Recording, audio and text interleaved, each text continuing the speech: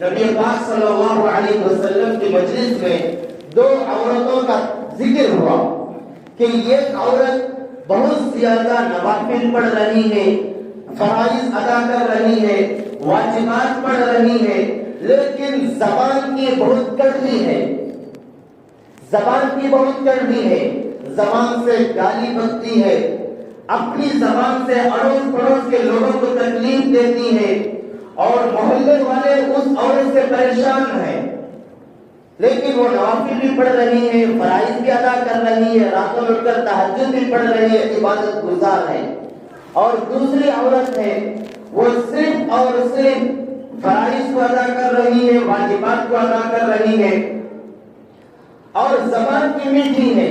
لوگوں سے ہنس مس چہرے سے بات کر رہی ہے، اڑوس پڑوس والے اس عورت سے خوش ہیں، کوئی تکلیف نہیں پہنچ رہی ہے۔ تو نبی پاک صلی اللہ علیہ وسلم نے فرمایا پہلی عورت اس کے اعمال اس کو جنت میں لے کر نہیں جائیں گے،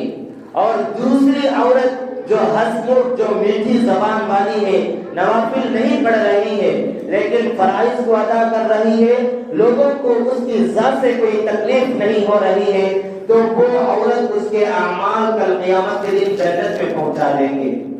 یہ روایت میں ہے اللہ کے نبی صلی اللہ علیہ وسلم نے فرمایا پہلی عورت جہنمی ہے، دوسری عورت جنتی ہے۔